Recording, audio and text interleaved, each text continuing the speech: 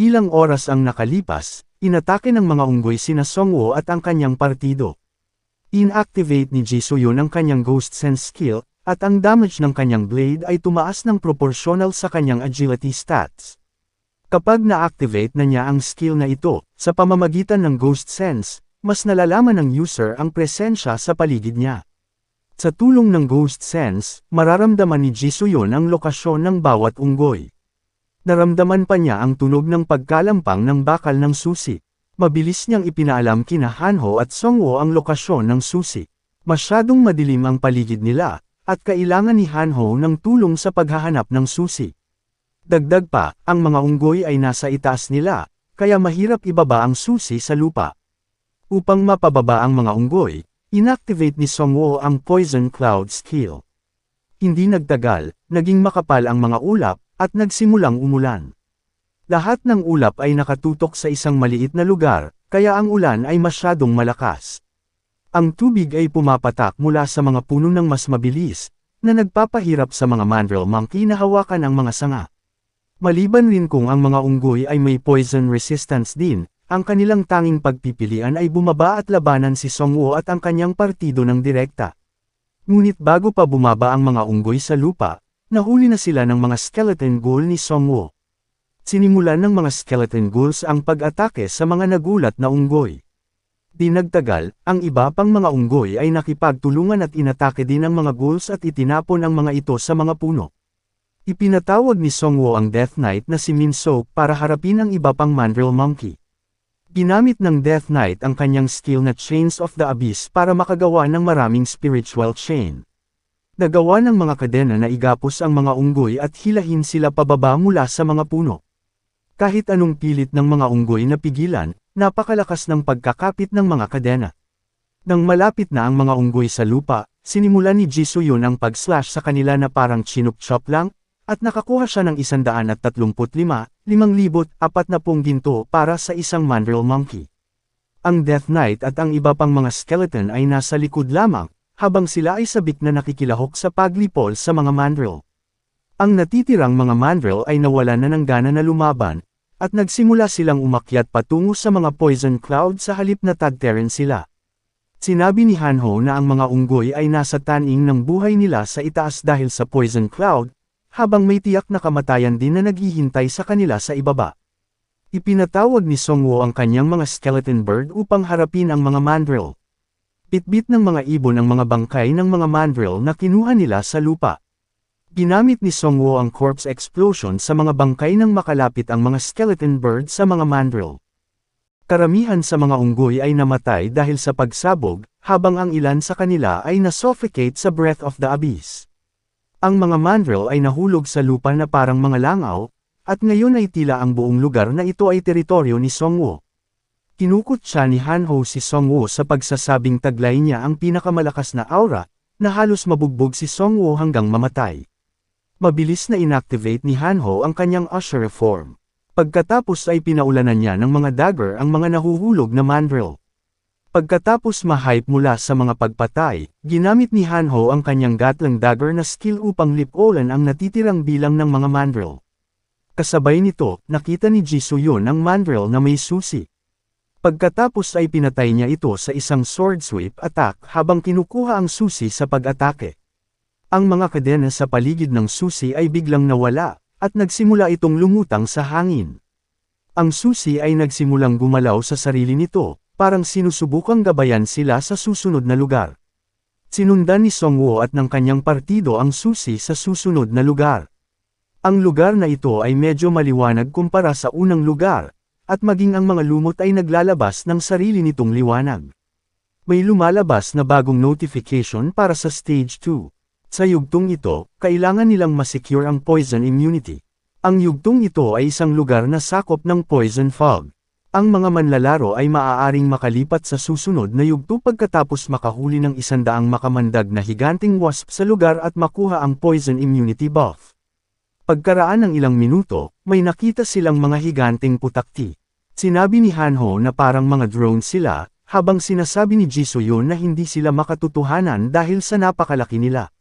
Pagkaraan ng ilang oras, nakita nila ang isang pugad na naglalabas ng malakas na tunog, at sinabi ni Jisuyo na marahil ito ang kanilang pangunahing pugad. Pabirong sinabi ni Hanho na ang pagsira sa bagay na iyon ay isang kabaliwan kung gagawin, pero natakot siya pagkatapos niyang makita ang ekspresyon sa mukha ni Songwoo, na nagsasabing may gagawin itong kabaliwan. Sinabi ni Songwoo na ang pangangaso ng mga individual na putakti na hiwalay sa pugad nila ay magiging masyadong hindi epektibo, kaya't kinuha niya ang kanyang Dwarven Automatic Crossbow. Ang crossbow na ito ay nagpapataas ng elemento ng apoy sa pag-atake ng 2 puntos. Pinapataas din ito ang mga estatistika ng liksi ng user ng 3 at main damage ng 30%. Ito ay nilagyan ng magazine na konektado sa subspace armor, ibig sabihin ay maaari itong mapaputok ng hindi nagre-reload pagkatapos malagyan ito ng mana. Maaaring gamitin ng manlalaro ang Ignition Arrow feature sa loob ng 1 minuto. Itinutok ni Songwoo ang mga arrow sa bahay pukyutan, dahil kaya niyang sunugin ang lahat ng ito at tapusin sila. Ngunit nang maglaon, sa kanyang sorpresa, ang mga putakti ay may isang uri ng barrier sa paligid ng kanilang pugad, na nagpalihis sa lahat ng mga palaso. Pagkatapos ay ipinatawag ni Songwoo ang kanyang Mandrill Skeleton. Ang mga bubuyog, sa kanilang tugon, ay ipinatama ang kanilang mga lason sa mga mandrill. Kahit na ang mga poison stingers ay isang magandang pag-atake, ito ay walang silbi laban sa mga skeleton dahil sila ay ganap na may poison resistance. Ang mga mandrill skeleton ay nakalapit na sa pugad, at sinimula nilang atakihin ang sanga na nakakapit ang pugad nito. Hindi nagtagal, bumagsak ang bahay pukyutan sa lupa. Ang mga warbears ay naghahanda upang sirain ang pugad. Patuloy silang umaatake sa barrier gamit ang kanilang matutulis na kuko. Pagkaraan ng ilang oras, ang barrier ay nawasak, na ngayon ang pugad ay masisira na sa mga direktang pag-atake. Muling ginamit ni Songwoo ang Dwarven Crossbow. Patuloy niyang binaril ang pugad ng walang tigil. Si Songwoo ay nakakuha ng 5,000 ginto para sa pagpatay sa mga larvae ng putakti, habang ang isang putakti ay umaabot ng 200,000 gintong barya. Sinabi ni Hanho na sa paraang ito, mabilis na makakapatay sila ng 100 putakti, pero iminungkahi ni Songwoo sa pagsasabing kailangan nilang pumatay ng higit pa sa 100 putakti. At tinanong siya ni Hanho kung bakit nila gagawin iyon. Sumagot si Songwoo sa pagsasabing ito ay isang bagay na gagawin nila sa 2 faction. Samantala, sa unang yugto, ang Dark Faction ay nakapatay ng ilang mga mandrill sa lupa. Matapos ang isang matinding labanan, napatay nila ang mandrill na may hawak na susi. Ang susi ay nagsimulang gabayan sila patungo sa 2 yugto. Ang isa sa mga miyembro ng Conflict Guild ay nagulat sa kanilang pinuno na nawalan sila ng 20 manlalaro sa unang yugto, ngunit hindi ito ganoon kalaking sakripisyo. Sinabi ng pinuno ng Conflict Guild na nagkamali sila habang binubuo ang kanilang team na meron lamang mga rangers at warriors. Bago ang pagsalakay, naisip nila na hindi kailangan ng mga personnel upang protektahan ang mga mages at ang mga priest, dahil sa una ay iniisip nilang itangke ang pinsala at isakripisyo ang mga warrior at ipagpatuloy ang quest bago pa ang sinuman. Ngunit naunahan sila ng necromancer. Muli ay iniisip niya kung ano ang iniisip ng chairman sa kanila ngayon. Biglang naantala ang mga manlalaro ng isang mensahe ng system. Nakatanggap sila ng parehong abiso ng pagpatay sa 100 higanteng makamandag na putakti. Iniisip ng pinuno ng Conflict Guild na sila ay nasa buong lugar lamang dahil sa 100 na nakakalat sila. Kaya inutusan niya ang kanyang mga tauhan na kumalat at hanapin ang mga putakti. Makalipas ang ilang minuto, wala sa kanila ang nakakita ng mga putakti. Ang pinuno ng Conflict Guild ay nabalisa sa lahat ng paghahanap na ito. Pagkaraan ng ilang oras, nakahanap siya ng isang higanteng pugad ng putakti, ngunit ito ay walang laman, at ang buong gubat sa paligid ng pugad ay nasusunog. Ang pinuno ng Conflict Squad ay sumambulat sa galit dahil narating na ni Songwoo ang 3 yugto sa ngayon at pinatay na niya lahat ang putakti upang hindi makarating sila sa 3 yugto. Samantala, sa labas ng kuweba ng Amugi, lahat ng mga faction ay sabik na naghihintay sa mananalo sa raid na ito. Ipinaalam ng reporter sa mga tao na nasa bahay, na 1 oras na ang nakalipas mula nang pumasok ang 3 faction sa lugar ng kompetisyon. Lumalaban pa rin ang Angel Faction sa unang yugto. Ang 3 faction ay katatapos lamang sa 2 yugto, habang ang Devil Faction ay lumalaban sa 2 yugto. Naging masaya ang isang tao na tumaya sa necromancer matapos marinig ang balitang ito. Ang isang manlalaro na may puting buhok ay nagsabi sa kanya na tumaya siya sa necromancer batay sa mataas na magiging reward nito. Pero sinabi ng manlalaro na tumaya siya sa necromancer batay sa mga nakaraang resulta ng kanyang mga laban. Sinabi ng maputing buhok na manlalaro sa lalaki na siya ay isang baguhan at siya ay mawawalan ng malaking oras dito. Sinabi pa ng maputing buhok na manlalaro na hindi niya itinatanggi ang mga tagumpay na ginawa ng necromancer hanggang ngayon, ngunit siya ay nag-iisa at ang natitirang dalawang faction ay may literal na mga hukbo. Sinabi ng manlalaro na ang necromancer ay hindi nag-iisa at mayroon siyang mga kasama, habang ang puting buhok na manlalaro ay pinabulaanan ito sa pagsasabing ang quest na ito ay hindi isang maliit na labanan kundi isang digmaan, at si Chairman Lee ay hindi lumalaban sa pagkatalo sa mga digmaan. Kahit na ang mga kapangyarihan ay nagkalat na sa mundong ito, nagawa ni Chairman Lee na suriin ang sitwasyon sa maikling panahon, at nilinang niya ang isang malaking puwersa gamit ang kapangyarihang taglay niya. Kahit na sila ay natalo sa nakaraang digmaan, na-manage niya ang puwersa ng Angel Faction sa pamamagitan lamang ng negosasyon. Walang paraan ang Necromancer na kaya niyang patayin ang Amugi Cave Boss sa loob ng maikling panahon, at ang Devil Faction ay papalibutan lamang siya sa harap at likod, at sa huli ay matatalo siya. Iniisip ng manlalaro na ang puting buhok na manlalarong ito ay medyo confident sa situational judgment at analytical skills niya, at nagtataka siya tungkol sa kanyang pagkakakilanlan. May history pala sa pagsusugal ang white-haired na manlalaro dahil dati siyang horse gambler. Ang maputing buhok na manlalaro ay nagtanong sa ibang manlalaro kung naririnig nila rin ito, ang tunog ng tagumpay na isinisigaw ng pinuno ng Conflict Guild. Samantala, sa kuweba, dumating si Songwoo at ang kanyang partido sa last stage. Nakatanggap sila ng notification na nagsasaad na ang poison immunity buff ay na-apply na, at mawawala ang epekto nito kapag lumabas sila sa piitan. Ang ikatlong yugto ay tinatawag na Owner of the Black Mountain. Kailangan nilang talunin ang first phase na boss monster ng Amugi Cave. Napansin ni Hanho ang ilang kakaibang mural sa mga dingding, at ang kapaligiran sa kanilang paligid ay nagpapahiwatig na talagang mas malapit sila sa silid ng isang boss. Sinabihan ni Songwoo si Jisoo-yun na i-activate ang kanyang Shadow Sense skill, ngunit wala siyang maramdaman na parang may ilang transparent na barrier ang humaharang sa kanya. Iniisip ni Songwoo na hindi pa sila nakaharap ng isang nilalang na kayang hamarang sa Ghost Sense ni Jisoo-yun. At sinabi ni Songwoo sa kanyang mga miyembro ng partido na ang boss ay magiging isang hindi pangkaraniwang level, lalo na dahil ang Amugi ay isang espiritu na sumasailalim sa proseso ng pagiging isang dragon. Habang mas umuusad sila patungo sa kanilang destinasyon, mas lalong lumalim ang kapaligiran.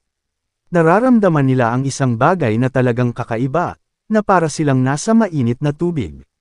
At iniisip ni Songwoo na ang pressure na nararamdaman nila ay mula sa isang divine power.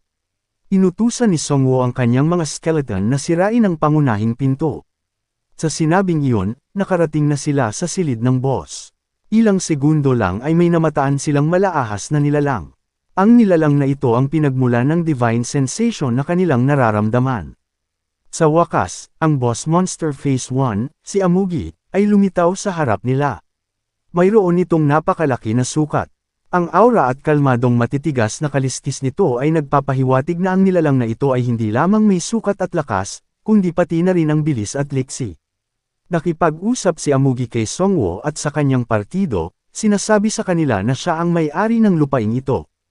Sinabi ni Songwoo na hindi tulad ng iba, mahusay kang magsalita. At tinanong siya ni Amugi kung ito lang ba ang nagpamangha sa kanya pagkatapos nitong makapasok sa kuweba. Ipinaalam ni Amugi kay Songwoo na walang mundo na walang wika, at ang mga mababang level na nilalang na marunong lamang sumigaw ay nagtataglay lamang ng pakiramdam sa sarili. Ngunit si Amugi na bilang bahagi ng mundong ito ay ganap na may kamalayan. Iniisip ni Songwoo na ang boss na ito na si Amugi ay talagang gumagawa ng momentum para sa isang seryosong laban. Tinanong ni Amugi kung tatlo lang ba sila dahil may naramdaman siyang presensyang nanggagaling sa taas, pero parang gumagala lang sila. Tinanong siya ni Songwoo kung lalaban ba siya o hindi. Sinabi ni Amugi na kayo ang mga taong pumasok dito upang patayin siya, at bakit kayo nagsasalita ng ganyan na para bang si Amugi pa ang pumunta dito para labanan kayo. Hindi alintana nila kung ito ba ay kanilang kalooban o gusto ng iba, na para bang pumasok lang dito upang kunin ang mga kayamanan, na parang naging magnanakaw sila. Umabot na sa conclusion si Amugi dahil wala silang sagot sa kanyang mga sinabi na walang lohikal na mga bahid, ibig sabihin ay mga kalaban ang mga ito.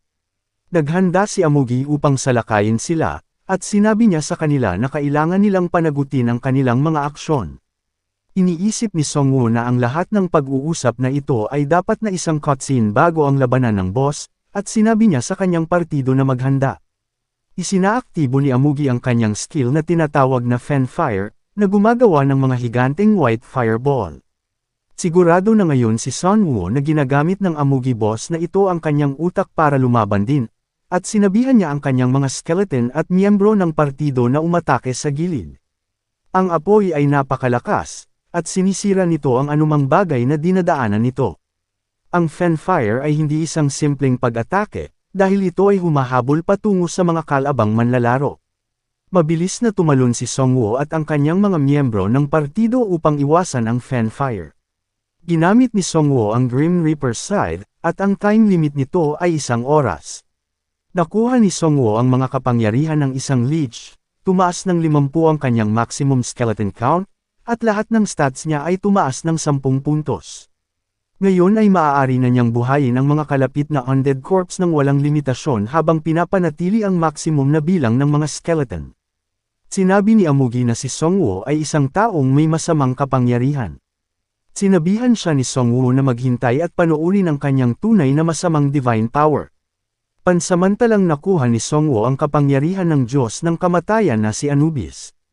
Siya ay nasa isang pansamantalang demigod na estado, at lahat ng kanyang mga estatistika ay tumaas ng 10. Magagamit na niya ngayon ang skill ng Soul Siphon, Spirit Bombardment, at Spirit Assault. Sinabi ni Amugi na hindi lamang si Songwoo masama ang kapangyarihan, ngunit siya ay barbaric din. Inactivate ni Songwoo ang Giant Spirit Regeneration at Death Response sa lugar. Biglang lumitaw ang Necromech mula sa itaas, at kahit si Amugi ay hindi siya naramdaman dahil hindi siya tao o isang nilalang. Ilang sandali, ay may lumitaw na isang na bilog. Nagsisimulang lumitaw ang mga bilog sa buong paligid, na humaharang sa paggalaw ng lahat.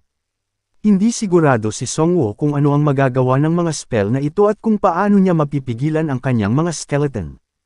Tinanong ni Amugi si Songwoo kung ito lang ang mayroon siya habang naghahanda siya ng mga spell na may iba't ibang elemento. Pagkatapos ay ginamit niya ang mga spells na iyon para pasabugan ang karamihan sa mga skeleton ni Songwoo. Ipinatawag ni Songwoo ang kanyang skeleton wyvern. Sinabi sa kanya ni Amugi na wala itong mga silbi. Pagkatapos ay ginamit ni Amugi ang kanyang wind magic upang alisin ang mga lumilipad na skeleton. Iniisip ni Songwoo na hindi siya makakalaban ng ganito. Sinabi ni Hanho na ang hangin ito ay masyadong malakas at maging ang paglapit kay Amugi ay napakahirap. Iniisip ni Songwoo na medyo mahirap ang sitwasyong ito at maaaring kailanganin niyang gamitin ang resurrection spell dito, ngunit iisa lang ang buhay ng dalawang kaibigan niya at kailangan niyang mag-isip ng ibang paraan kung gusto niyang iligtas silang dalawa. Iniisip ni Songwoo na ang system ay hindi gagawan ng isang napakalakas na halimaw ng walang dahilan. At may sariling gimmick itong si Amugi na diskarte sa quest na ito. Marahil ay magagamit ni Songwoo ang lupain, o marahil ay maaari niyang hintayin ang cooldown ng kanyang mga skill, o kung ang mga pag-atake dito ay may limitadong bilang lang. Bigla niyang naalala na may tatsulok sa likod ng ahas sa mural. Mabilis na sinimula ni Songwoo ang pag-iipon ng 80 Souls Bond sa World 3. Alam na ngayon ni Songwoo na hindi dapat pinupuntirya si Amugi sa simula pa lang, dahil ang sagot ay nasa ibang display ang kahinaan nito. Sa sinabing iyon, tinipon ni Songwoo ang mga souls para sa demon bombardment sa kanyang side. Alam niya ngayon na kailangan niyang basagin ang tatsulok na pader na hinaharang niya dito. Bigla na lang nag-glitch ang senaryo. Lumalabas ang isang notification ng system na nagsasaad na ang koneksyon ng client server ay natapos na dahil sa isang fatal error. Parehong nabigla sina Jisoyeon at Hanho matapos itong marinig. Iniisip nila na baka ang laro ay nagka-crash dahil sa isang bug o isang bagay na talagang magulo ang nangyayari.